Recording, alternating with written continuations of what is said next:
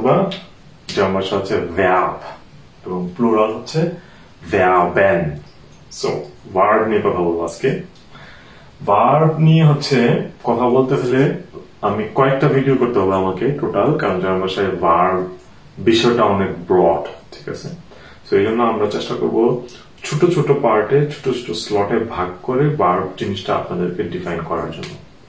তো প্রথমেই ভার্ব কি, আমরা অনেকেই হচ্ছে ভার্বের সংজ্ঞাতে, আমি ওয়ানের ক্লাসে সেটাও দেখি অনেকে ভার্বের নিয়ে সন্দিহান যে ভার্বের ডেফিনেশনটা কিভাবে হয় আসলে, ঠিক আছে। অথবা একটা বাক্য, উদাহরণ বাক্য, ওইটাতে একটা শব্দ যেটা ভার্ব ডিফাইন করে ধরাটা, ওইটা অনেকে আমরা এলোমেলো হয়ে যায়।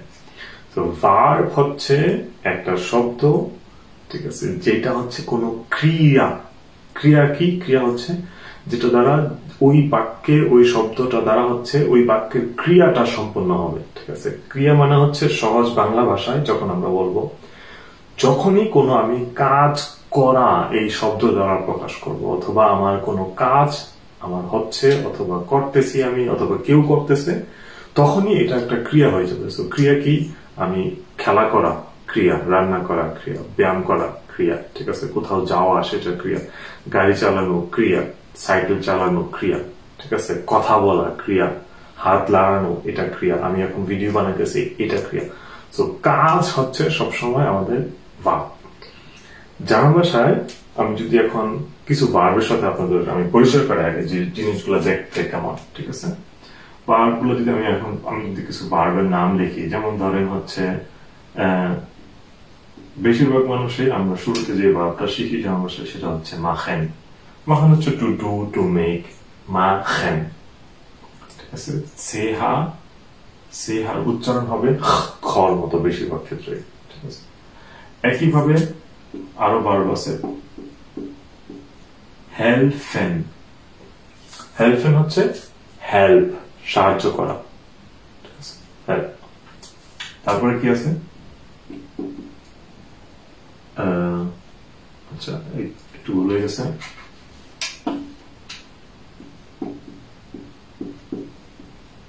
einkaufen। einkaufen হচ্ছে বাজার করা, সুপারমার্কেটে গিয়ে বাজার করে আসা, সেটা হচ্ছে einkaufen। তারপরে কি আছে? lesen। lesen হচ্ছে পড়া, ঠিক আছে। তারপরে কি শিখতে পারি আমরা আরো? lernen। lernen হচ্ছে শেখা। সো lesen হচ্ছে পড়া, lernen হচ্ছে শেখা, দুই জিনিস। তো এইগুলো হচ্ছে আপনারা এওয়ানের শুরুতে অথবা যারা এওয়ানের বই পড়েন এরকম অনেক ভার্বের সাথে পরিচিত হবেন। উদাহরণস্বরূপ আমি এখন এখানে 5টা লিখলাম যাতে আপনারা একটা চেহারা দেখতে পারেন যে ভার্ব সবসময় জার্মান ভাষায় ভার্বের সেন্টেন্সের সেকেন্ড পজিশনে থাকবে। এটা ইউনিভার্সাল, অলওয়েজ।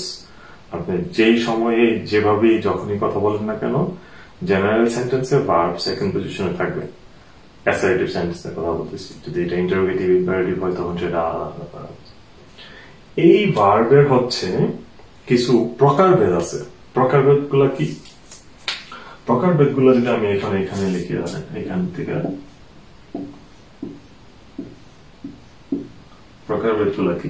প্রকারভেদ হচ্ছে, প্রথমেই হচ্ছে আমি বলবো যে রেগেল mäßige Verben। তারপর হচ্ছে unregelmäßige Verben। তারপর আছে হচ্ছে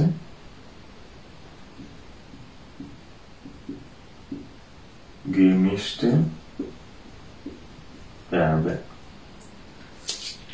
তিনটা প্রকারভেদ, ঠিক আছে, তিনটা প্রকারভেদ। এর বাইরেও আবার আছে, সেটা আমরা হচ্ছে এখানে আজকে নামটা আমরা জেনে নিই, ঠিক আছে, দেন আমরা সেটা নিয়ে কথা বলবো আরেকদিন। এর বাইরে আবার আছে হচ্ছে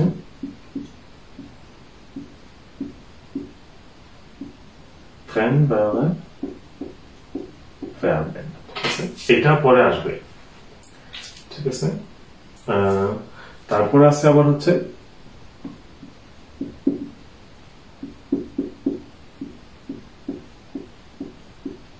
nicht trennbare Verben এই দুইটা আমরা হচ্ছে পরে দেখব ঠিক আছে আমরা কথা বলবো হচ্ছে এই তিনটা জিনিস নিয়ে এই তিনটা জিনিস কি এটা হচ্ছে regelmäßiger Verben অথবা regular verbs unregelmäßiger Verben অথবা irregular verbs আর হচ্ছে gemischte Verben অথবা mixed verb আমরা হচ্ছে আজকে থিওরিটিক্যালি জিনিসটা বুঝবো এরপরে আবার এটা নিয়ে আমরা এক্সাম্পল সেন্টেন্স অথবা Beispielsätze করব রেগুলার ভার্ব হচ্ছে আমরা দেখছি জার্মান ভাষায় যে ভার্ব সাবজেক্টের সাথে কম্বিনেশন অথবা রিলেশন রেখে সবসময় কনজুগেট হয় ঠিক আছে সো রেগুলার ভার্বে এই কনজুগেশনটা সবসময় একটা নির্দিষ্ট নিয়মে থাকবে এটা আমরা একটা নির্দিষ্ট ফর্মুলা শিখবো এবং ওই ফর্মুলাতে রেখে দিলেই সেটা ডান হয়ে যাবে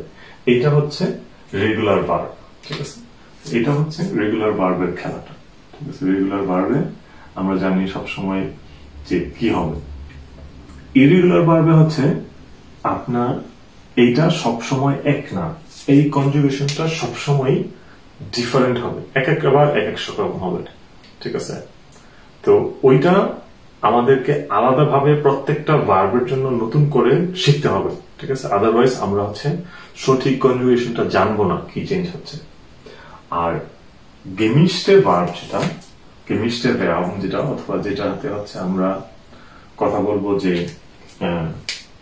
সেখানে হচ্ছে মিক্সড ভার্ব যেটা সেখানে হচ্ছে ওই ভার্বটা যেটা হচ্ছে ভার্বের মূল অংশ থাকে আমি আরেকটা জিনিস এখানে অ্যাড করি সেটা হচ্ছে জার্মান ভাষায় যখন আমরা ভার্ব নিয়ে কথা বলবো তখন এখানে এই অংশটা অন্য কালার নিলে মনে হয় ভালো হয়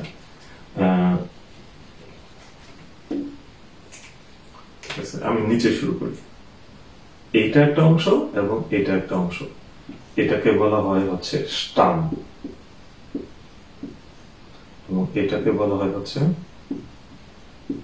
এন্ডো ঠিক আছে সো এই gemischte ভার্ব নিয়ে যখন আমরা কথা বলবো তখন হচ্ছে এই স্টামটা আমরা যখন অতীতের যে দুইটা ফর্ম আছে একটাকে বলা হচ্ছে প্রেটেরিটুম আর একটা হচ্ছে পার্টিসিপ 2 ওই দুইটা ফর্মে এই স্টামটা চেঞ্জ হয়ে যাবে ঠিক আছে এই জন্য এটা এবং এটা বিভিন্ন ভাবে চেঞ্জ হয় ঠিক আছে এই জন্য এটা gemischte ভার্ব সো তাইলে আমরা কি শিখলাম আজকে আমরা ভার্বের সাথে পরিচিত হয়েছি এবং আমরা জানি ভার্বের দুইটা অংশ থাকে মূল একটা স্টাম এবং এখানে স্টাম কি এখানে স্টাম হচ্ছে শুধু এইটা লাল নিতে হবে এখানে স্টাম কি এখানে তো এটা আছে তারপরে আবার কাউফ হচ্ছে স্টাম এখানে হচ্ছে হেল্প স্টাম এখানে হচ্ছে মাখ স্টাম আর এন হচ্ছে এন্ডু এখানে সো এন্ডু সবসময় এন বেশিরভাগ ক্ষেত্রে আর এর বাইরে হচ্ছে আমাদেরকে regelmäßiger Verb regular verb irregular verb অথবা unregelmäßiger Verben তারপর হচ্ছে gemischte Verb সো এই প্রকারভেদটা সম্পর্কে আমাদেরকে ক্লিয়ার হতে হবে এই দুইটা নিয়ে আমরা পরে আলাদাভাবে আবার কথা বলবো ঠিক আছে সো এই ভিডিওটা দেখে ভার্ব কি এবং ভার্বের প্রকারভেদ সম্পর্কে একটা নিশ্চিত ধারণা নিয়ে নেবেন যাতে পরের উদাহরণ বাক্যগুলো ক্লিয়ারলি বুঝতে পারেন